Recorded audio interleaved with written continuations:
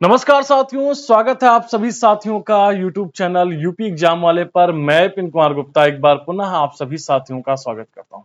आशा करते हैं आप सब लोग स्वस्थ होंगे, मस्त होंगे। प्राचीन भारत की क्लासेस चल रही हैं और जिसमें ये इस कड़ी में 10वीं क्लास है और आज हम चर्चा को आगे बढ़ाएंगे। पिछली क्लासेस जो हमने की थी वो बुद्धिज्म पर की है और अब तक जो 9 क्लासों में हम चर्चा कर चुके हैं वो इंडस वैली सिविलाइजेशन, वैदिक एरा, जैनिज्म और फिर बुद्धिज्म। और ये बुद्धिज्म की ये लास्ट क्लास होगी इस कड़ी में और हम आगे बढ़ेंगे आज। उसके साथ साथ प्रश्न भी देखेंगे। हर सेशन में आपको 25 से 30 प्रश्न, बहुत ही महत्वपूर्ण प्रश्न मिल जाते हैं।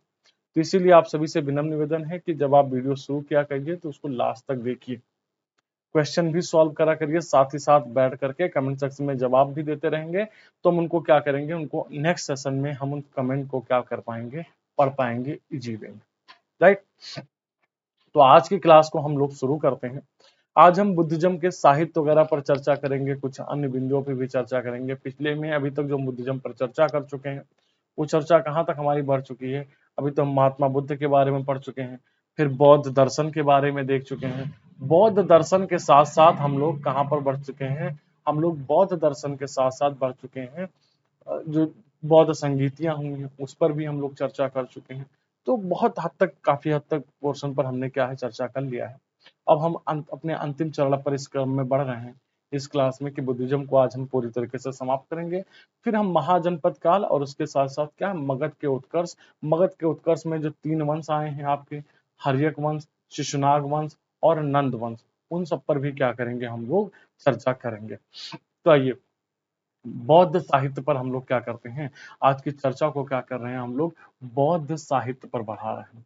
वो बौद्ध साहित्य जो है वो बौद्ध साहित्य है। तो बौद्ध साहित्य में त्रिपिटक का बहुत ही महत्वपूर्ण योगदान रहा है। बौद्ध साहित्य में अगर देखा जाए तो बौद्ध साहित्य में त्रिपिटक का बहुत ही महत्वपूर्ण योगदान रहा।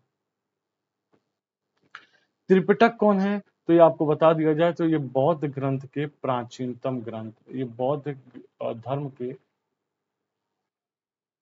बौद्ध धर्म के कैसे हैं, ये प्राचीनतम ग्रंथ रहे, प्राचीनतम ग्रंथ रहे।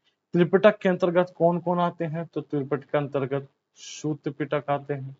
त्रिपिटक के अंतर्गत आपके विनय पिटक आते हैं। त्रिपिटक के अंतर्गत आपके अभिधम पिटक आते हैं। ठीक है, अभिधम्म पिटक भी आते हैं।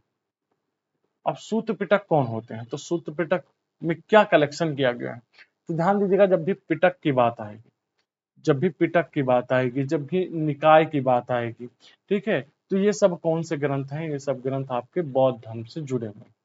सूत्र पिटक में क्या किया गया है, तो सूत्र पिटक में आपको बताया गया कि जो जो कि बुद्ध के उपदेश थे, बुद्ध के उपदेशों का संकलन किसमें किया गया है, सूत्र पिटक में किया गया है। साथ ही साथ बौद्ध धर्म के जो आचार विचार या कह सकते हैं उनके जो नियम होते थे, ठीक है, जो संघ की कार्य प्रणाली से संबंधित जो नियम होते थे, उनका कहाँ पे कलेक्शन किया गया है, उनका विनय पिटक में कलेक्शन किया गया है। अभिधम पिटक में जो है वो महात्मा बुद्ध के उपदेशों और सिद्धांतों की दार्शनिक व्याख्या की गई है, किसमें, अभिधम पिटक में। ठीक है, अब आपको बता दिया जाए, सूत्र पिटक और विनय पिटक का जो कलेक्शन किया गया था या संकलन किया गया था, ये प्रथम बौद्ध संगीत में किया गया था। प्रथम बौद्ध संगीत में सूत्र पिटक और विनय पिटक का क्या किया गया था, संकलन किया गया था। वहीं अभिधम पिटक का जो कलेक्शन किया गया था, ये तृतीय बौद्ध संगीत या कह सकते हैं, क्या हम अगर लिख रहे हैं तृतीय बौद्ध संगीत, ये अगर हम कह दे रहे हैं कि इसका कलेक्शन अशोक के समय किया गया, सही होगा, गलत होगा, बिल्कुल सही होगा। तृतीय पिटक, अभिधम पिटक का जो कलेक्शन किया गया था वो तृतीय बौद्ध संगीत में किया गया था। सूत्र पिटक और विनय पिटक का कलेक्शन प्रथम बौद्ध संगीत में किया गया था। ध्यान दीजिएगा, सूत्र पिटक के हम यहाँ पर 5 भाग बताएंगे। सूत्र पिटक जो है वो 5 निकायों में विभाजित है, वो 5 निकाय में विभाजित है। कौन कौन है, एक आपके हैं दीघ निकाय, एक आपके कौन है, दीघ निकाय, एक आपके कौन है, एक आपके मध्यम निकाय, एक आपके कौन है, एक आपके संयुक्त निकाय, संयुक्त निकाय हैं। एक आपके कौन से है? एक आपका अगुंतर निकाय है। एक आपका कौन सा है? अगुंतर निकाय है। और एक आपका कौन सा है? एक आपका खुद्दक निकाय। एक आपका कौन सा है? खुद्दक निकाय। तो 5 निकायों में, और इनमें से आपको बता दीजिए, अगुंतर निकाय में 16 महाजनपदों का वर्णन मिलता है। दीघ निकाय में महात्मा बुद्ध के जीवन के आखिरी समय का हमें वर्णन दीघ निकाय में मिलता है। राइट। तो आइए थोड़ा सा त्रिपिटकों के बारे में देखते हैं। ये मूल रूप से पाली भाषा में लिखे गए हैं। त्रिपिटक जो लिखे गए हैं ये मूल रूप से किस भाषा में लिखे गए हैं? पाली भाषा में लिखे गए हैं। और इनकी संख्या 3 है, जो कि हम बता चुके हैं। विनय पिटक, इसमें बिच्छू और बिच्छुड़ियों के, ठीक है, आचार विचार संबंधी नियम है, या कह सकते हैं इसमें बौद्ध भिक्षुओं के अनुशासन संबंधी नियमों का वर्णन किया गया है। संघ की कार्यप्रणाली बताएगा, कार्यप्रणाली, इसमें बुद्ध के उपदेश संकलित हम बता चुके हैं। बौद्ध धर्म की दार्शनिक व्याख्याएं किस में दी गई है? ये अभिधम पिटक में दी गई है। इसकी महत्वपूर्ण भाग कथा वस्तु है, जिसकी रचना मोगलीपुत्र तिस्य ने की थी। चलिए आगे बढ़ते हैं। बौद्ध साहित्य के अंतर्गत ऐसा नहीं है कि केवल त्रिपिटक ही हुआ करते थे, अन्य भी थे। एक इनका अन्य ग्रंथ, अन्य बौद्ध ग्रंथ देख लेते हैं। तो अन्य बौद्ध ग्रंथ के अंतर्गत एक इनका मिल जाता है प्रज्ञा पारमिता, जातक, ठीक है, थेरीगाथा, जातक, थेरीगाथा, थेरीगात या थेरीगाथा, ललित विस्तार, ठीक है, ललित विस्तार। तो ये सब साहित्य मिल जाते हैं। फिर महावस्तु, बुद्ध चरित, बुद्ध चरित, ये सब आपके बौद्ध साहित्य मिल जाते हैं। ठीक है। तो प्रज्ञा पारमिता क्या है? यह महायान संप्रदाय की दार्शनिक पुस्तक हुआ करती है। और इसके लेखक कौन है? इसके लेखक नागार्जुन है। वहीं अगर हम जातक की बात करते हैं तो जातक में पाते हैं कि सूत्र पिटक की खुद्दक निकाय का 10वां ग्रंथ। ये किससे संबंधित है? तो ये सूत्र पिटक का एक निकाय है जिसका नाम है खुद्दक निकाय। उसका ये 10वां ग्रंथ है। इसमें भगवान बुद्ध के 84,000 पूर्व जन्मों की में से लगभग 500 से अधिक जन्मों की, पूर्व जन्मों की इसमें कथाएं हैं। यानी कि जातक से हमें एक बात पता चलती है कि बौद्ध धर्म पुनर्जन्म में विश्वास करता है। राइट ना? पुनर्जन्म में विश्वास करता है। थेरी गाथा क्या है? वो बौद्ध भिक्षुओं के द्वारा, थेरी गाथ एक है, एक थेरी गाथा है। तो जो बौद्ध भिक्षुओं द्वारा संकलित ग्रंथ है वो थेरी गाथा है, और जो बौद्ध भिक्षुओं द्वारा संकलित ग्रंथ है वो थेरी गाथा है। ठीक है। ललित विस्तार, तो ललित विस्तार में देखा जाए तो ललित विस्तार में महात्मा बुद्ध की क्या मिलती है? जीवनी मिलती है। महात्मा बुद्ध की क्या मिलती है? जीवनी मिलती है। महावस्तु, महावस्तु तो हमने बताया कि संस्कृत भाषा में लिखित ग्रंथ है और महायान संप्रदाय से संबंधित है। बुद्ध चरित, बुद्ध चरित क्या है? बुद्ध चरित अश्वघोष की रचना की है। इसमें बुद्ध के गर्भ से लेकर के उसके साथ साथ अशोक के समय तक का क्या है, सारा वर्णन बुद्ध चरित के अंतर्गत मिलता है। एक ग्रंथ है इनका सारपुत्र प्रकरण, वो भी अश्वघोष द्वारा लिखा गया है और वो नाटक हुआ करता था। उसमें क्या है? नाटक हुआ करता था बौद्ध धर्म से। ठीक है। सारपुत्र के बौद्ध धर्म में दीक्षित होने की पूरी कथाओं का वर्णन किया गया है। ठीक है। एक ग्रंथ है इनका सौंदरानंद। सौंदरानंद में क्या है? सौतेले भाई, बुद्ध के सौतेले भाई के सौंदरानंद हैं, उनके कह सकते हैं उनका बौद्ध धर्म एक्सेप्ट करने की इसमें कथाएं या नाटकों के बारे में कहा गया है। एक है अट्ठकथाएं, त्रिपिटकों के भाष्य के रूप में क्या है, लिखी गई हैं। मिलिंदपन्हो, ये भी एक बड़ा ग्रंथ है। ये पाली भाषा का ग्रंथ है और यूनानी राजा मिनेंडर और बौद्ध आचार्यों के नागसेन के बीच में इसमें वार्तालाप का क्या है, वर्णन किया गया है। ठीक है। वार्तालाप का क्या है, वहां पर वर्णन किया गया। एक है विशुद्धि मग, इसकी रचना बुद्धघोष के द्वारा पाली भाषा में की गई। इसे त्रिपिटक की कुंजी कहा जाता है। हीनयान संप्रदाय का ग्रंथ है।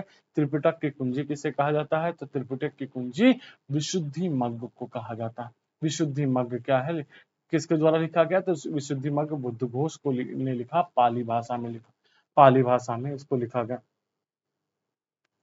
आगे हम बढ़ते हैं। आगे हम बढ़ते हैं तो कुछ और साहित्य हैं। बुद्ध चरित हमने आपको बता दिया कि संस्कृत भाषा में लिखी गई है, अश्वघोष द्वारा रचित एक काव्य है और इसमें इसे बौद्धों की रामायण के नाम से भी जाना जाता है।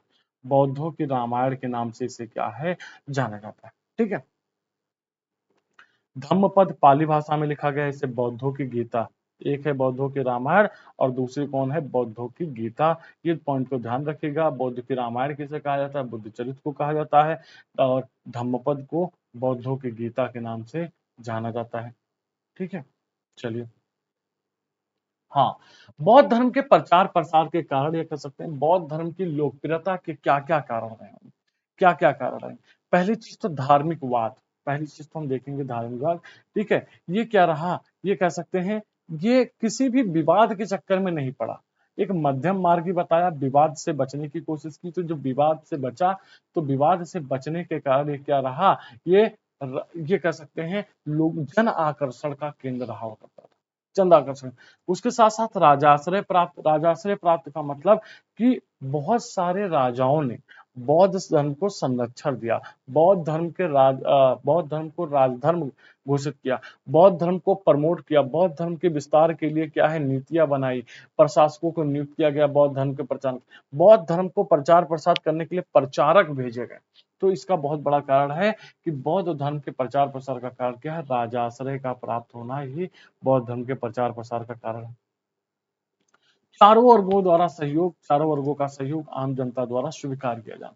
आपको बता दिया जाए, ठीक है, चारों वर्णों का सहयोग तो था ही, ब्राह्मण क्षत्रिय वैश्य शूद्र का सहयोग था ही, जनता द्वारा स्वीकार किया गया। उसके साथ साथ आपको बता दिया जाए, इन्होंने वर्ण व्यवस्था की निंदा की, इन्होंने वर्ण व्यवस्था की निंदा की, और वर्ण व्यवस्था की निंदा करने से निम्न वर्गों का क्या हुआ, जो लोअर कास्ट हुआ करती थी, उनकी क्या हुआ, उनका इनको समर्थन प्राप्त हुआ। तो निम्न वर्गों का क्या हुआ, समर्थन भी इन्हें प्राप्त हुआ। महात्मा बुद्ध का चतुर्मुखी व्यक्तित्व, मतलब महात्मा बुद्ध का ऐसा व्यक्तित्व था, आम इंसान तो छोड़ो, उस समय का सबसे बड़ा डकैत वो भी इनसे प्रभावित हो जा रहा है। उन समय की सबसे बड़ी नगर वधु जो इनको इम्प्रेस करने आई थी, खुद इनसे इम्प्रेस होकर के बौद्ध भिक्षुणी बन गई। आम्रपाली के बारे में बता रहे हैं, आम्रपाली के बारे में बता रहे हैं। साथ ही साथ आपको बता दिया जाए, बौद्ध धर्म जो था वो सभी जातियों के लिए खुला था। ऐसा नहीं था कि ब्राह्मण आएंगे भैया शूद्र नहीं आएंगे, शूद्र आएंगे तो आपको वैश्य नहीं आएंगे, वैश्य आएंगे तो क्षत्रिय नहीं आएंगे, ऐसा नहीं था। सभी धर्म, सभी वर्ण के लोगों के लिए खुला था, और सब बराबर का क्या है यहाँ पर व्यवहार पाते थे।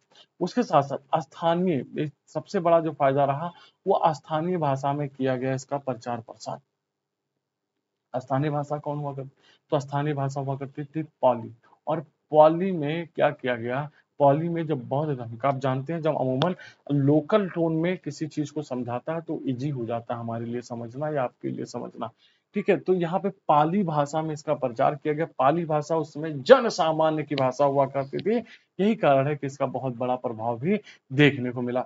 ठीक है, ब्राह्मणवाद के विरोधी लोगों की बौद्ध धर्म के, क्योंकि हमने बताया ना वर्ण व्यवस्था पर उन्होंने प्रहार किया, और जब वर्ण व्यवस्था पर प्रहार किया तो जो ब्राह्मण विरोधी वर्ग के लोग हुआ करते थे, उनकी बौद्ध धर्म में अब क्या बढ़ रही है, रुचि बढ़ रही है। ठीक है, संघ द्वारा प्रचार प्रसार, बिल्कुल संघ की स्थापना की गई, महत्वपूर्ण शासकों का सहयोग प्राप्त हुआ, और संघ द्वारा क्या है, मिशनरी की भावना में, मतलब क्या है, प्रचार करने के लिए, ऐसा नहीं था जैसे क्या होता है, हिंदू धर्म देखा जाए तो हिंदू धर्म का प्रचार प्रसार बहुत कम हुआ है, लोगों ने बस एक्सेप्ट किया है। ठीक है, लेकिन यहाँ पे मिशनरी भावना हुआ करती थी। मिशनरी भावना का मतलब कि क्या है, बौद्ध धर्म की खूबियों को लोगों को बताया जाता था, उनको प्रोत्साहित किया जाता था कि वो बुद्धिज्म, वो बौद्ध धर्म धारण करें। ठीक है, बौद्ध धर्म का प्रारंभिक क्षेत्र मगध, आर्य संस्कृति से आप प्रभावित है। देखिएगा, मगध का जो क्षेत्र था, मगध और अंग, पिछली क्लास में हमने आपको बताया होगा, जब हमने वैदिक एरा पढ़ा है, कि मगध और जो अंग हुआ करते थे, ये वैदिक एरा में आर्य संस्कृति से बाहर हुआ करते थे। तो जब आर्य संस्कृति से बाहर हुआ करते थे, तो आर्यों का इन पर प्रभाव कम था, और आर्यों पर प्रभाव कम होने के कारण इनमें क्या है, इनको समझाना बहुत आसान हो गया, इनको बौद्ध धर्म में इनको शामिल करना, बौद्ध धर्म में इनको शामिल करना बहुत ईजी हो गया था। तो एक बहुत बड़ा कारण ये भी हुआ करता था, बहुत बड़ा कारण ये भी हुआ करता था। साथ ही साथ बौद्ध धर्म, नो डाउट बौद्ध धर्म काफी सरल हुआ करता था, बौद्ध धर्म काफी क्या है, इजी हुआ करता था, मध्यम मार्गी हुआ करता था, मध्यम मार्गी हुआ करता था, ऐसी कोई विचारधारा को नहीं थोपता था, तो कहीं बौद्ध धर्म का सरल होना भी बहुत बड़ा कारण बनता है। अच्छा, आपको बता दिया जाए, बौद्ध धर्म के 8 महास्थान हैं, बौद्ध धर्म के 8 महास्थान हैं जो बहुत पवित्र माने जाते हैं। एक तो आपका क्या हो जाएगा, लुम्बिनी, एक आपका क्या है, लुम्बिनी। दूसरा आपका कौन सा है, बोध गया। तीसरा आपका कौन सा है, सारनाथ। चौथा आपका कौन सा है, कुशीनगर। पांचवा आपका कौन सा है, संकिसा। छठा आपका कौन सा है, छठा है आपका श्रावस्ती। सातवां आपका कौन सा है, राजगृह। और आठवां आपका कौन सा है, वैशाली। ये 8 महास्थान हैं जो क्या है, जो देखा जाए तो बौद्ध धर्म से जुड़े हुए 8 पवित्र महास्थानों में से, पवित्र महास्थानों में से क्या हुआ करते हैं, ये 8 महास्थान क्या है, एक हुआ करते हैं। ठीक है, आइए देखते हैं कि बौद्ध धर्म के सर पतन के कारण क्या क्या रहे होंगे। पतन के कारण, क्योंकि बौद्ध धर्म इतना विकसित रहा है, लेकिन आगे चल करके हमें पतन के कारण देखने को मिल जाए, पतन के कारण हमें देखने को मिल जाए।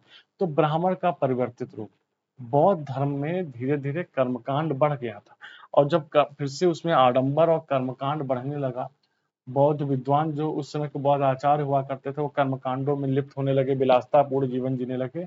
तो ब्राह्मण धर्म ने अपना रूप परिवर्तित किया। उन्होंने कहा भैया, ब्राह्मण धर्म में क्या हुआ करती थी, कुछ कुरीतियां और कुछ कर्मकांड आ गए थे, जिसको दूर करने के लिए क्या है, भगवान विष्णु ने भगवान बुद्ध के रूप में अवतार लिया। तो उसका एक नया स्वरूप अब अवतारवाद से जोड़ दिया गया। तो बताया गया ये बौद्ध धर्म कुछ अलग नहीं है, ये बौद्ध धर्म ब्राह्मण धर्म का ही हिस्सा है, क्योंकि अब अंततः उन्हीं कर्मकांडों का शिकार हो गया बौद्ध धर्म, जिसका प्रारंभ में इसने विरोध किया था। बौद्ध धर्म में आपको बता दें बहुत ज्यादा व्याप्त बुराइयां हो गई थी, बहुत बहुत व्याप्त बुराइयां हो गई थी। ठीक है, अब दान लिया जा रहा था, जरूरत से ज्यादा चीजें, विलासता हुआ करता था, स्त्रियां संघ में आ चुकी थी, तो अब स्त्रियों का भी, ठीक है, कह सकते हैं उसमें स्त्रियों से संबंधित भी व्याप्त बुराइयां आ चुकी थी। ठीक है, तो व्याप्त बुराइयां थी, इसके लिए बहुत बड़ा योगदान रहा है। संघ द्वारा प्रचार प्रचार प्रसार की समाप्ति, देखिए जब तक मौर्य कालीन शासक हुआ करता था, और जब तक कह सकते हैं कनिष्क था, या कह सकते हैं जब तक हर्षवर्धन का काल हुआ करता था, तब तक बौद्ध धर्म का बहुत ही मिशनरी भावना से प्रचार किया गया। लेकिन आगे चल करके हुआ कि बौद्ध संघ क्या है, अब सुस्त पड़ चुका था। वो प्रचार प्रसार में क्या है, जाहिर सी बात है, जब आपके पास संसाधन आ जाएंगे तो आप उसका फायदा उठाओगे कि जाकर के जंगल में भटक भटक के बौद्ध धर्म का प्रचार करोगे। तो कारण ये हुआ कि बौद्ध धर्म संघ का प्रचारक हो गया। बौद्ध धर्म में फूट भी पड़ने के कारण क्या है, बौद्ध धर्म में हीनयान महायान आया।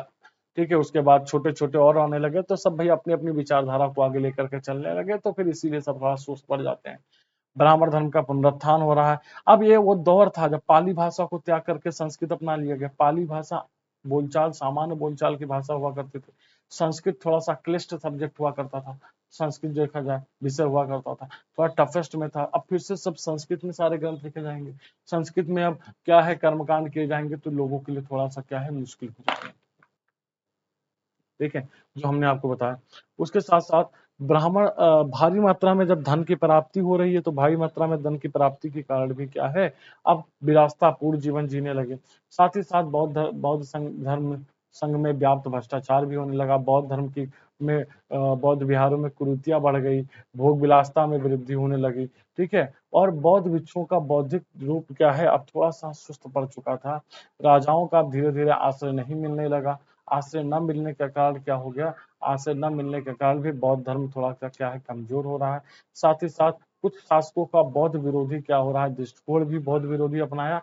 और तुर्कों का आक्रमण एक बहुत बड़ा कारण बन रहा है। तुर्कों का आक्रमण क्या है, बहुत बड़ा कारण बन रहा है। ये सब तो हम बता चुके हैं। बुद्ध के जन्म को क्या कहते हैं, ठीक है, कमल। और गृह त्याग को क्या कहते हैं, गृह त्याग को अश्व कहते हैं। ठीक है, ज्ञान प्राप्ति बोधि वृक्ष हो गया। और उसको प्रथम उपदेश को किस नाम, ये बता भी चुका हूँ, प्रथम उपदेश को किससे इंडिकेट किया गया है, तो चक्र किया गया है। ये एक तरफ लिख लीजिएगा प्रतीक, और दूसरी तरफ बुद्ध से संबंधित महत्वपूर्ण घटनाएं, बुद्ध से संबंधित महत्वपूर्ण घटनाएं। प्रथम उपदेश को चक्र एंड महापरिनिर्वाण मृत्यु को स्तूप से क्या किया गया, स्तूप सिर को चिन्हित किया गया। चल,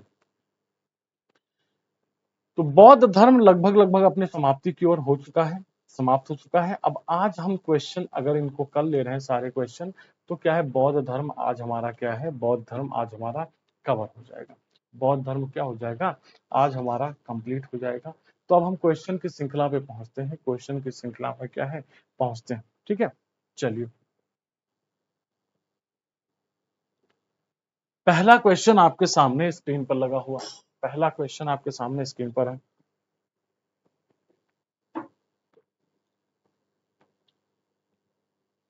क्वेश्चन ये है भाई साहब कि बौद्ध धर्म के विस्तार के कारणों में सम्मिलित थे धर्म की सादगी, दलितों के लिए विशेष अपील, धर्म की मिशनरी भावना, स्थानीय भाषा का प्रयोग, दार्शनिकों द्वारा वैदिक भावना की सुदृढ़ता। चलिए भाई साहब, पहला ही प्रश्न है, काफी आसान सा प्रश्न है, देखते हैं क्या होगा इसका सही जवाब। कमेंट सेक्शन में जवाब भी बताते रहिए, कमेंट सेक्शन में आप लोग जवाब भी बताते रहिएगा।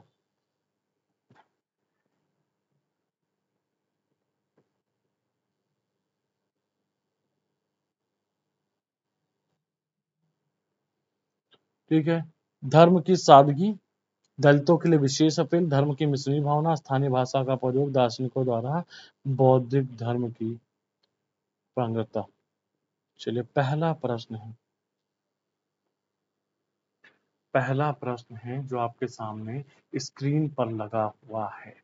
आइए देखते हैं क्या होगा इसका सही जवाब, क्या होगा इसका सही जवाब। नास्तिक संप्रदाय के आचार्यों में महात्मा बुद्ध का सर्वप्रमुख नाम आता है और उन्होंने जिस धर्म का परिवर्तन किया, उन्होंने जिस धर्म का ओरिजिनेटर किया, कालांतर में अंतरराष्ट्रीय धर्म भी बना।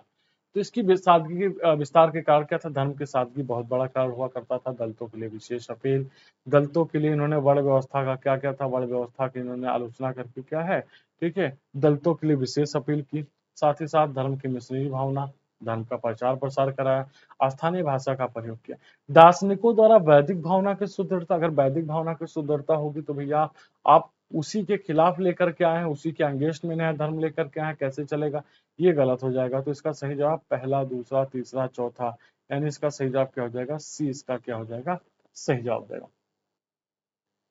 Which term is used to describe the spread of Buddhism from India through Southeast Asia? Bharat Bharat से पूरे दक्षिण पूर्व एशिया में बौद्ध मत के प्रचार को वर्णित करने के लिए किस शब्द का प्रयोग किया जाता है, किस शब्द का प्रयोग किया जाता है, सामाजिक गतिशीलता, सांस्कृतिक प्रसार, निर्जाति केंद्रवाद, परस्पर निर्भरता। आपको बताना है इनमें से सही, आपको बताना है इनमें से सही जवाब। तो भारत से पूरे दक्षिण पूर्व एशिया में बौद्ध धर्म का, बौद्ध या मत के प्रचार को वर्णित करने के लिए सांस्कृतिक प्रसार शब्द का, कल्चरल डिफ्यूजन शब्द का क्या किया जाता है, प्रयोग किया जाता है। सांस्कृतिक प्रसार हो रहा है, ठीक है, सांस्कृतिक क्या हो रहा है, प्रसार हो रहा है यहाँ पर। आरंभिक मध्ययुगीन समय में भारत में बौद्ध धर्म का पतन किस या किन कारणों से शुरू हुआ था, आपको बताना है। उस समय तक बुद्ध विष्णु के अवतार समझे जाने लगे और वैष्णव धर्म का हिस्सा बन गया। अंतिम गुप्त राजा के समय तक आक्रमण करने वाली मध्य एशिया की जनजाति ने हिंदू धर्म को अपनाया और बौद्धों को सताया। गुप्त वंश के राजाओं ने बौद्ध धर्म का पुरजोर विरोध किया था। अब आपको बताना है क्या सही है, कौन सा कथन सही, केवल एक, एक और तीन, केवल दो तीन, एक दो तीन, चलिए बताइए। तो बौद्ध धर्म के पतन के कई कारण हुआ करते थे, इसमें देखा जाए तो मूल कारण क्या था कि इस समय तक विष्णु जी के अवतार समझे जाने लगे थे बुद्ध जी, और ये वैष्णव धर्म का हिस्सा बन गया था, बिल्कुल सही है। अंतिम गुप्त राजा के समय में आक्रमण करने वाली मध्य एशिया की जनजातियों ने हिंदू धर्म को, नहीं नहीं नहीं, ऐसा नहीं। मध्य एशिया के उस समय आहूरों का आक्रमण हो रहा है, पर हिंदू धर्म को उन्होंने नहीं अपनाया था, ना ही बौद्धों को सताया था, तो ये गलत हो जाएगा। गुप्त वंश के राजाओं ने बौद्ध धर्म का पुरजोर विरोध किया, नहीं भैया, कोई विरोध नहीं किया था, कोई पुरजोर विरोध नहीं किया गया। इवन गुप्त शासकों ने बौद्ध धर्म को संरक्षण तक दिया था, ठीक है। एक दो शासक का जिक्र मिलता है जिन्होंने क्या है, बौद्ध धर्म को अपनाया भी था। तो ऐसे कैसे हम मान सकते हैं कि इन्होंने क्या है, इन्होंने बौद्ध धर्म का पुरजोर विरोध किया? तो केवल एक ही क्या हो जाएगा, इसका सही जवाब हो जाएगा। निम्नलिखित कथनों पर विचार कीजिए। बौद्ध धर्म अंततः उन्हीं कर्मकांडों एवं धार्मिक अनुष्ठानों का वशीभूत हो गया जिसकी प्रारंभ में वो निंदा करता था। ओके, यह ब्राह्मण धर्म की बुराइयों का शिकार हो गया। चलिए भैया, क्या है इसका सही जवाब, बताइए फटाफट। निम्नलिखित कथनों पर विचार कीजिए। बौद्ध धर्म अंततः उन्हीं कर्मकांडों एवं धार्मिक अनुष्ठानों का वशीभूत हो गया जिसकी प्रारंभ में निंदा करता था। और यह ब्राह्मण धर्म की बुराइयों का शिकार हुई। आपको बताना है इनमें से सही जवाब।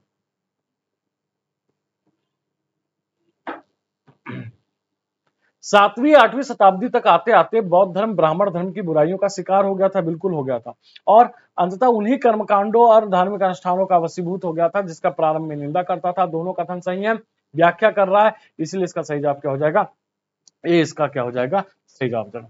बुद्ध की शिक्षाएं मिलती हैं त्रिपिटक में, दिव्यदान में, महावदान में, अशोक के अभिलेखों में। बुद्ध की शिक्षाएं मिलती हैं, तो बुद्ध की शिक्षाएं किसमें मिलती हैं, त्रिपिटक में। त्रिपिटक के कितने भाग हैं, 3 भाग हैं। एक आपका कौन सा है, सूत्र पिटक है, एक आपका कौन सा है, विनय पिटक है, एक आपका कौन सा है, अभिधम पिटक है।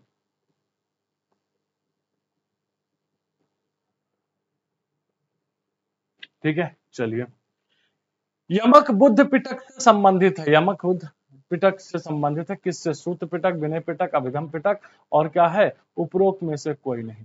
आपको बताना है इनमें से सही जवाब, आपको बताना है इनमें से सही जवाब। यमक जो है वो किस पिटक से संबंधित है, आपको बताना है इनमें से सही जवाब, आपको बताना है इनमें से सही जवाब। तो आपको बता दिया जाए, सूत्र पिटक के हमने 5 भाग बताए। एक है आपका अभिधम पिटक, एक कौन सा है, एक है आपका अभिधम्म पिटक, और अभिधम्म पिटक के 7 ग्रंथ हैं। ठीक है, 7 ग्रंथ हैं, जिसको हम किस नाम से जानते हैं, जिसको हम सप्त प्रकरण के नाम से जानते हैं, जिसको हम क्या कहते हैं, सप्त प्रकरण के नाम से जिसे हम जानते हैं। 7 ग्रंथ है, सप्त प्रकरण। कौन कौन से, कौन कौन से हैं, धम्म संगनी,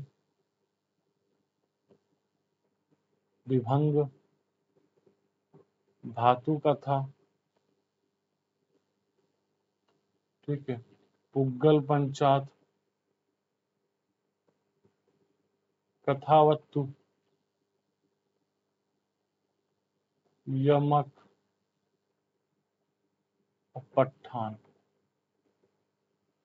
ठीक है, अब देख लीजिए यमक बुद्ध किससे संबंधित है, तो यमक बुद्ध अभिधम्म से संबंधित, यमक बुद्ध अभिधम्म से संबंधित है। निम्नलिखित में से किस एक के बारे में कहा जाता है कि वह स्त्रियों द्वारा गाए जाने वाले स्रोतों का संकलन है।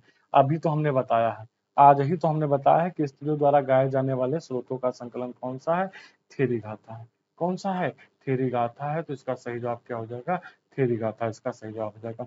स्तूप और चैत्य निर्माण के निर्देश तथा इनमें स्थापित करने के लिए बुद्ध के अवशेषों को लेकर के विवाद का विवरण सर्वप्रथम कहाँ फैलाता है।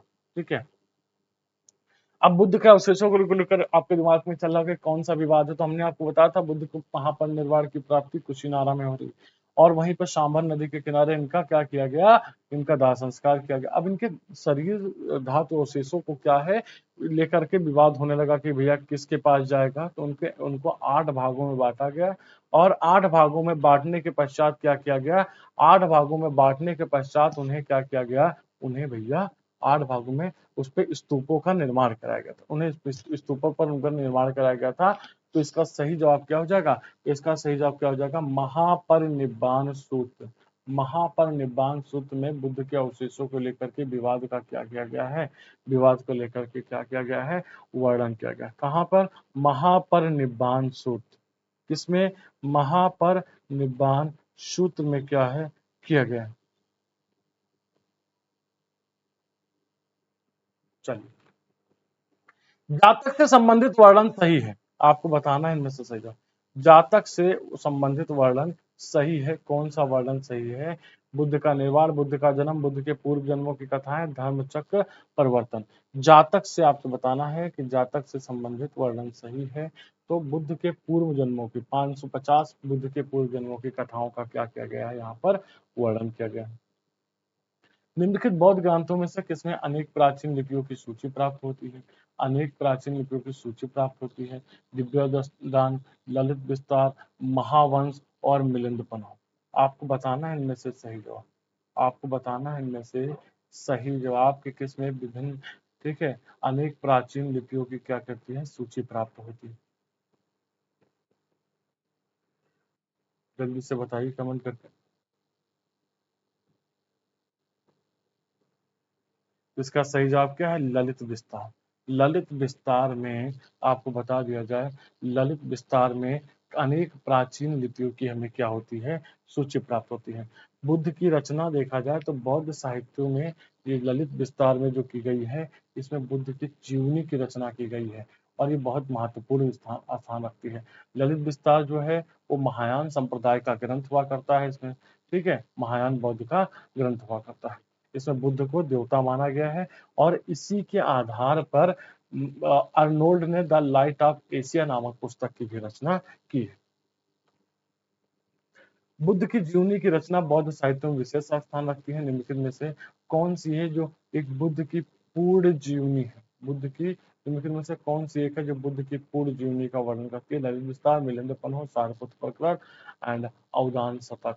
तो इसका सही जवाब क्या हो जाएगा? इसका सही जवाब हो जाएगा ललित विस्तार is the right answer. Lalit विस्तार जो है वो बुद्ध जी की क्या है? पूर्ण जीवनी है।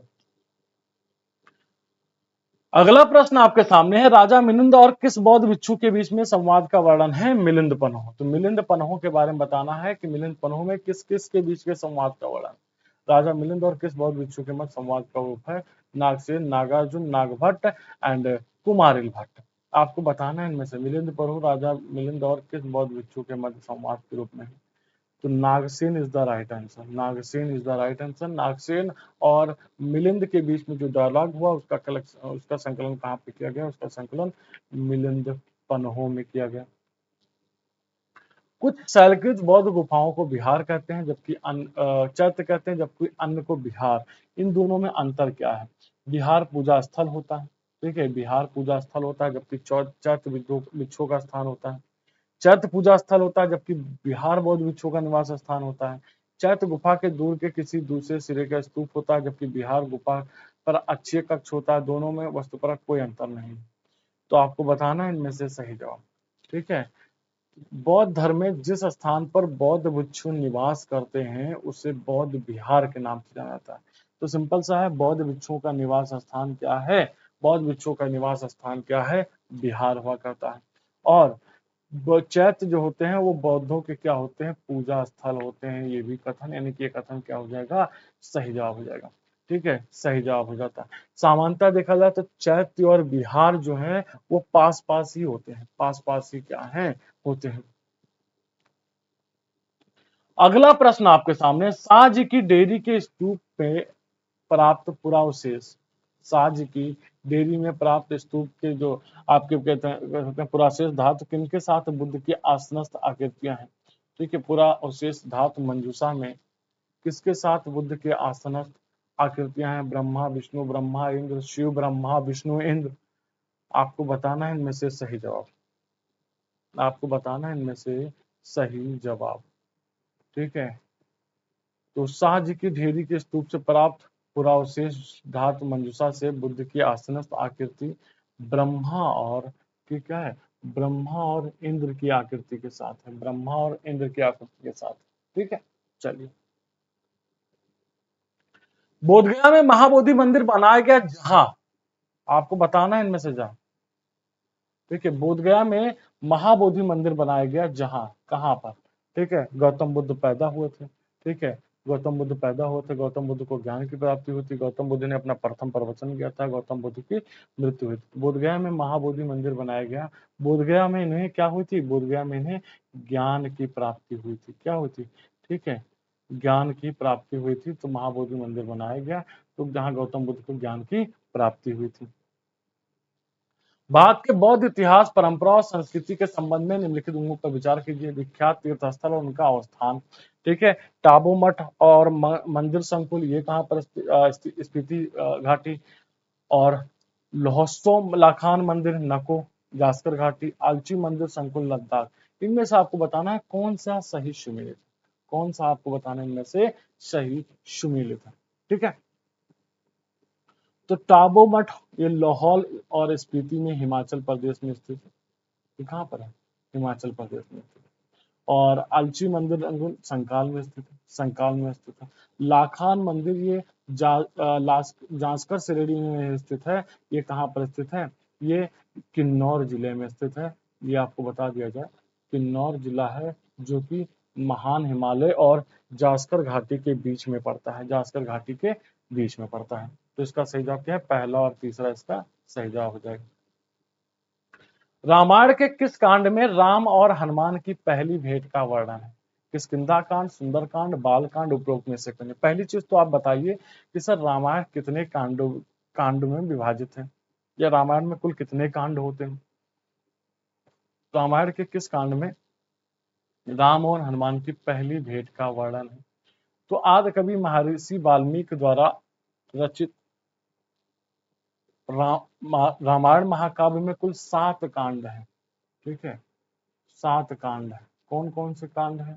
एक आपका तो आ जाएगा बाल कांड, एक आपका आ जाएगा अयोध्या कांड भाई साहब,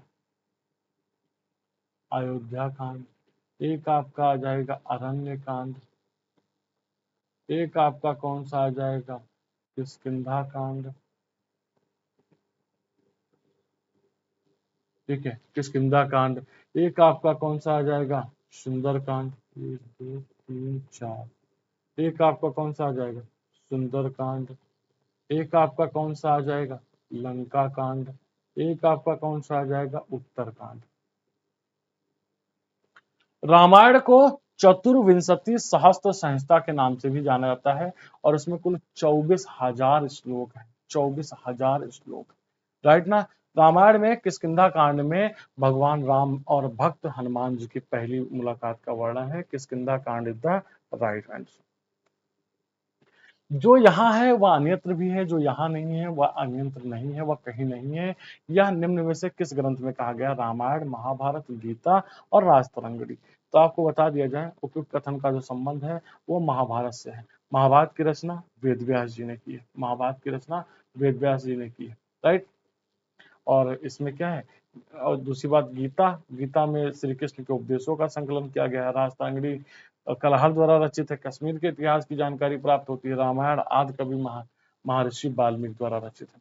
तुम्हारा अधिकार कर्म पर है, फल की प्राप्ति पर नहीं, यानी कि तुम फल के अधिकारी नहीं। तुम कर्म करो, फल के अधिकारी ईश्वर है, तुम नहीं हो, फल वो देने वाले हैं। तो किस ग्रंथ में कहा गया? अष्टाध्यायी, महाभाष्य, गीता, महाभारत। ठीक है, क्या कहा गया है? कर्मणेव अधिकारस्ते मां फलेषु कदाचनम। कर्म पर ही अधिकार है, कर्म फल पर नहीं। ठीक है, तो आप किस में कहा गया है? ये गीता में कहा गया है। किस में कहा गया है? ये गीता में कहा। ठीक है, गीता में कहा गया। निम्नलिखित में से कौन मोक्ष के साधन के रूप में ज्ञान, कर्म तथा भक्ति में समान महत्व देता है? Which of the following give importance to the enlightenment, constancy and karma as means for a solvency? आपको बताना है इनमें से सही जवाब, आपको बताना। तो आपको बता दिया जाए भगवत गीता। भगवत गीता, गीता में मोक्ष प्राप्ति के साधन के रूप में ज्ञान, कर्म और भक्ति को क्या है? समान महत्व दिया गया है। भक्ति का सर्वप्रथम उल्लेख भी क्या है? श्रीमद् भगवत गीता में ही मिलता है और मोक्ष प्राप्ति के रूप में इसका क्या है? वर्णन किया गया है। तो Bhagavad Gita is the right answer. भक्ति का उल्लेख सर्वप्रथम कहाँ है? अभी हमने बता दिया, श्रीमद् भगवत गीता में क्या है? श्रीमद् भगवत गीता में क्या है? भक्ति का सर्वप्रथम उल्लेख किया गया है। देवकी पुत्र श्री कृष्ण का वर्णन या श्री कृष्ण का प्राचीनतम उल्लेख कहाँ मिलता है? ऋग्वेद में, अथर्ववेद में, सप्तब्राह्मण में, छांदोग्य में। देवकी पुत्र श्री कृष्ण का वर्णन, प्राचीनतम वर्णन कहाँ मिलता है? ऋग्वेद, अथर्ववेद, सप्तब्राह्मण, छांदोग्य उपनिषद।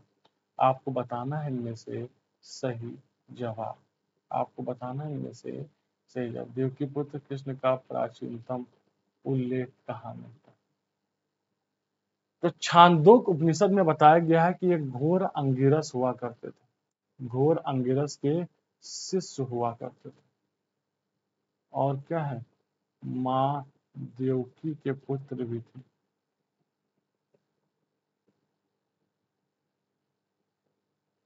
ठीक है, इसी में क्या किया गया है? इसी में श्री कृष्ण का सर्वप्रथम उल्लेख मिलता है। अभिलेख जो प्राचीन राजस्थान में भागवत संप्रदाय की पुष्टि करते हैं। आपको बताना है इनमें से सही जवाब। भागवत संप्रदाय की पुष्टि करते हैं, कौन से हैं? राजस्थान में भागवत संप्रदाय की पुष्टि करते हैं। तो इसका सही जवाब क्या? घोसुंडी अभिलेख। घोसुंडी अभिलेख कहाँ पर स्थित है? ये घोसुंडी अभिलेख जो है वो चित्तौड़ में स्थित है। ये राजस्थान के कहाँ पर स्थित है? ये चित्तौड़ में स्थित है। और इसमें अश्वमेध यज्ञ, भागवत धर्म प्रचार और कृष्ण एवं संकर्षण की क्या है? कृष्ण एवं संकर्षण। संकर्षण का मतलब क्या है? संकर्षण का मतलब है बलराम की मान्यताएं विद्यमान, बलराम की मान्यताएं विद्यमान।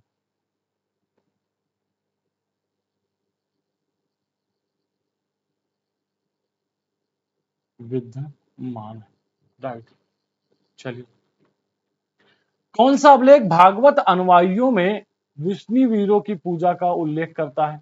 नागावी, बेसनगर, मोरा कूप अभिलेख, चंदनगर सेकंड का मथुरा अभिलेख। आपको बताना है इनमें से सही जवाब, आपको बताना है इनमें से सही जवाब। मथुरा के समीप एक है मोरा। तो मोरा से प्राप्त एक प्रथम शताब्दी का एक लेख प्राप्त होता है जिसमें तोसा नामक एक महिला वासुदेव के साथ साथ 4 अन्य देवताओं की पूजा करती है। वासुदेव के साथ साथ क्या है? 4 अन्य देवताओं की भी क्या है? पूजा करती है। 4 अन्य देवता कौन कौन से हैं? 4 अन्य देवता कौन कौन से हैं?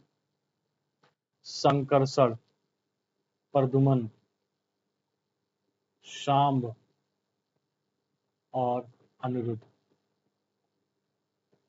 ठीक, अनिरुद्ध की इन सभी की मूर्तियों की क्या करती है? एक मंदिर में स्थापित करवा के, और सभी को क्या पूर्व भागवत विश्लेषण के रूप में प्रयोग इनका मिलता है, इनकी पूजा की जाती है। तो विष्णु वीरों की पूजा का उल्लेख कहां पर है? वो मोराकूप अभिलेख में है, मोराकूप अभिलेख में। ठीक है, चलिए। भागवत धर्म का ज्ञात सर्वप्रथम अभिलेखीय साक्ष्य कौन सा है? भागवत धर्म का ज्ञात सर्वप्रथम अभिलेखीय साक्ष्य कौन सा है? समुद्रगुप्त की पर्याय प्रशस्ति, गौतमी बलश्री का नासिक अभिलेख, बेसनगर का गरुड़ स्तंभ, धनदेव का अयोध्या अभिलेख। आपको बताना है इनमें से सही जवाब, आपको बताना है इनमें से सही जवाब। भागवत धर्म का ज्ञात सर्वप्रथम अभिलेखीय साक्ष्य कौन सा है? समुद्रगुप्त का प्रयाग प्रशस्ति, ठीक है, गौतमी बलश्री का नासिक अभिलेख, बेसनगर का गरुड़ स्तंभ, धनदेव का अयोध्या अभिलेख। भागवत धर्म का संप्रदाय सर्वप्रथम। तो आपको बता दिया जाए, शुंग वंश बागभद्र के शासनकाल के 14वें वर्ष में एक तक्षशिला का यवन नरेश था। एंटियालिस्ट कीड्स एंटियाल कीड्स का राजदूत हुआ करता था जिसका नाम था हेलियोडोरस। तो हेलियोडोरस उसके विदिशा स्थित क्या है? दरबार में उपस्थित हुआ और वो भागवत धर्म से प्रभावित हुआ। भागवत धर्म को उसने स्वीकार कर लिया और उसने ब्राह्मण धर्म या भागवत धर्म ग्रहण कर लिया। उसके साथ साथ उसने क्या किया? विदिशा स्थित लगभग दूसरी से प्रथम शताब्दी ईसा पूर्व से लगभग, ठीक है, प्रथम शताब्दी के मध्य में क्या है? वासुदेव की आराधना के लिए कृष्ण ने स्तंभ बनवाए हैं। क्या बनवाया? स्तंभ बनवाए। और जिसको हम बेसनगर का गरुड़ स्तंभ के नाम से जानते हैं। और ये भागवत धर्म का ज्ञात अगर देखा जाए तो ज्ञात ये सर्वप्रथम अभिलेखीय साक्ष्य है। भागवत धर्म के प्रवर्तक भगवान श्री कृष्ण हुआ करते थे। तो बेसनगर का गरुड़ स्तंभ is the right answer. Hindu देवता कभी कभी ग्रीक के साथ उनकी क्या है? ग्रीक देवता के साथ उनकी ग्रीक लेखकों ने हेराक्लिस से अभिन्नता स्थापित की है। कौन से वो हिंदू देवता है? स्कंद है, शिव है, कृष्ण है, पर्जन्य है। हिंदू देवता जिसकी कभी कभी ग्रीक लेखकों ने हेराक्लिस से अभिन्नता स्थापित की है। स्कंद है, शिव है, कृष्ण है, पर्जन्य है। बताइए जरा कमेंट सेक्शन में। तो इसका सही जवाब क्या हो जाएगा? इसका सही जवाब हो जाएगा कृष्ण। कृष्ण का जो उन्होंने संबंध स्थापित किया है वो वहां के हेराक्लिस देवता और यहाँ के कृष्ण लगभग एक जैसे देवता हुआ करते। विष्णु का किस अवतार में समुद्र से पृथ्वी का उद्धार करते हुए अंकित किया गया है? विष्णु के किस अवतार को समुद्र से पृथ्वी का उद्धार करते हुए अंकित किया गया है? कच्छप, मत्स्य, बराह और नृसिंह। तो अधिकांश गुप्तकालीन अभिलेखों में देखा जाए तो प्रारंभ में वाराणसी वंदना से होता था। वराह अवतार जो है, वराह अवतार की सबसे महत्वपूर्ण मूर्ति उदयगिरी की गुफा में मिली हुई है। ठीक है, जिसमें पृथ्वी की रक्षा करते हुए बराह रूपी भगवान को क्या किया गया है? चित्रित किया गया है। तो सी इज द राइट आंसर। सी इसका क्या हो जाएगा? सही। निम्नलिखित में से किस ग्रंथ में अवतारवाद की चर्चा की गई? ऐतरेय ब्राह्मण, कैसिकी उपनिषद, मनुस्मृति और भगवत गीता।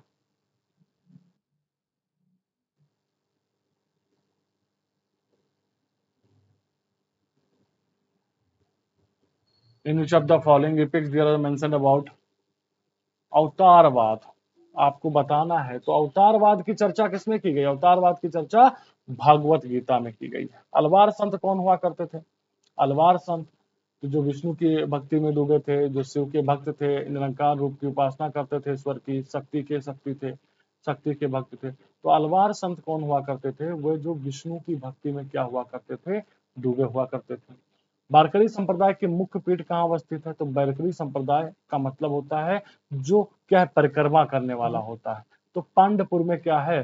पांडपुर नामक स्थान पर विक्रम संवत के 13वीं शताब्दी में बारकरी संप्रदाय की स्थापना की गई थी। नैनार कौन हुआ करते थे? तो नैनार वो थे जो विष्णु की भक्ति में डूबे थे, जो बुद्ध के भक्त थे, जो अग्रणी लीडर शिव के थे और जो अग्रणी बसवेश्वर के भक्त थे। तो आपको बता दिया जाए, दक्षिण भारत में शैव धर्म का प्रचार प्रसार करने वाले संतों को क्या कहा जाता है? नैनार के नाम से जाना जाता है। तो सी इसका क्या हो जाएगा? सही जवाब हो जाएगा।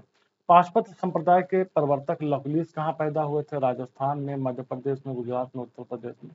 तो पाशुपत जो है वो शैवों का सबसे प्राचीन संप्रदाय हुआ करता है, जिसकी उत्पत्ति ईसा पूर्व 2वीं शताब्दी में हुई थी। पुराणों के अनुसार इस संप्रदाय का स्थापना लकुलिस अथवा लकुली नामक क्या है, लकुली नामक ब्रह्मचारी के द्वारा किया गया था। तो पशुपति संप्रदाय का गुजरात में पड़ता है। ठीक है। वीरशैव आंदोलन का नेतृत्व वासुमन्ना नामक एक ब्राह्मण ने किया था, जो 12वीं शताब्दी में कलजुगी शासक के दरबार में मंत्री था। वीरशैव धर्मशास्त्रों द्वारा स्वीकृत प्रथाओं जैसे यौनारंभ पश्चात विवाह और विधवाओं के पुनर्विवाह को प्रोत्साहित करते हैं। आपको बताना है इसमें से सही जवाब। तो 12वीं शताब्दी में कर्नाटक में देखा जाए, कर्नाटक में जंगम या कह सकते हैं वीरशैव आंदोलन जो है वो जंगम या कह सकते हैं लिंगायत संप्रदाय का उदय हो रहा है, जिसके नेतृत्व वासुमन्ना के किया। ये ब्राह्मण हुआ करते थे और कलचुगी शासक के दरबार में मंत्री हुआ करते थे। ठीक है। इसके जो अनुयायी थे वो वीरशैव या लिंगायत कहलाए थे। ठीक है। इन्होंने धर्मशास्त्रों द्वारा अस्वीकृत प्रथाएं जैसे यौनारंभ पश्चिम विवाह और विधवा पुनर्विवाह की मान्यताओं को मान्यता प्रदान करके उन्हें क्या है, प्रोत्साहित किया था। तो ये ध्यान दें, धर्मशास्त्रों द्वारा स्वीकृत प्रथाओं नहीं, इसकी जगह पर क्या होना चाहिए था? अस्वीकृत प्रथाएं होनी चाहिए, अस्वीकृत प्रथाएं होनी चाहिए। तो ये गलत हो जाएगा, वो सही है। तो केवल एक इसका सही जवाब हो जाएगा। मत मयूर के अंत भागवत धर्म के अनुयायी, शैव अनुयायी, जैन अनुयायी या अजीवक। मत मयूर, तो मत मयूर जो होते थे वो शैव अनुयायी होते थे। शैव के प्रचारकों को नैनार कहा जाता था और नैनार संघों की संख्या कितनी होती थी? 63 होती थी। चलिए, किस राजवंश की मुद्राओं में आपको बताना है, किस राजवंश की मुद्राओं में शिव को मानव रूप में दिखाया गया है? शिव को क्या है? शिव को मानव रूप में दिखाया गया है। पावर कट हुआ है। चलिए, तब तक आप लोग करते रहिए। किस राजवंश की मुद्राओं में शिव को मानव रूप में दर्शाया गया है? तो शिव को मानव रूप में किस में दर्शाया गया है? कुषाण काल में शिव को मानव रूप में दिखाया गया है। शिव को मानव रूप में क्या है? दिखाया गया है। निम्नलिखित संप्रदायों में से कौन शैव संप्रदाय थे? पाशुपत, जंगम, सातवत, कापलिक। तो अभी तो हम बता चुके हैं, अभी तो हम बताए भी थे। पाशुपत हो गया, जंगम हो गया और कापलिक कापलिक हो गया। एक और है कालामुख, कालामुख। ये सभी क्या थे? ये सभी शैव संप्रदाय के क्या थे? ये शैव संप्रदाय के प्रवर्तक हुआ। तो पहला, दूसरा, चौथा यानी इसका सी जवाब हो जाएगा। एक क्वेश्चन मैं एक बार चेक करना चाहता हूँ, रिपीट कर लेते हैं। हाँ, भागवत धर्म का ज्ञातव्य, ठीक है। बेसनगर का ग्रह ये भागभद्र के दरबार में आया था। और भागभद्र किस वंश का शासक हुआ करता था? भागभद्र किस वंश का शासक हुआ करता था? ठीक है, भागभद्र शुंग शासक हुआ करता था। शुंग शासक आप जानते हैं कब आया था? प्रथम शताब्दी ईसा पूर्व या कह सकते द्वितीय शताब्दी ईसा पूर्व के आसपास आया। द्वितीय शताब्दी ईसा पूर्व 183 बीसी के बाद आया था, ठीक है। चलिए, तो अब आज की क्लास में क्वेश्चन खत्म हो रहे हैं और बुद्धिज्म भी टॉपिक इसी के साथ समाप्त हो रहा है। अगले टॉपिक पर जो हमारी चर्चा आएगी वो अगला टॉपिक कौन सा होगा? तो अगला टॉपिक वो हमारा होगा महाजनपद काल। महाजनपद काल पे क्या करेंगे हम लोग, चर्चा करेंगे। तो बहुत बहुत धन्यवाद आप सभी साथियों को। वीडियो को लाइक करते रहिए, चैनल को सब्सक्राइब भी करते रहिए, शेयर भी करते रहिए अपने दोस्तों तक। साथ ही साथ आप लोग क्या करिए, आप लोग थोड़ा सा वीडियो को जरूर शेयर करिए, क्योंकि कुछ हमने आपको बताया था ना कि बहुत जल्द हम आप लोगों के साथ लाइव मिलने वाले हैं। तो कुछ शर्तें हमारी हैं आपके साथ, यूट्यूब के साथ कुछ ऐसी शर्तें हैं जो कि क्या है, जिसको हम फुलफिल करने के पश्चात क्या है, हम इजी आने में, लाइव आने में क्या है, इजी लाइव आने में इजी होगा हमारे लिए लाइव आना। तो इसलिए आप थोड़ा सा सपोर्ट आप लोगों का चाहिए। तो बहुत बहुत धन्यवाद आप सभी साथियों का। Thank you, bye bye, take care, जय हिंद। स्वस्थ रहिए, मस्त रहिए, खुश रहिए। भोलेनाथ का आशीर्वाद आप सब पर बना रहा है। Thank you dear.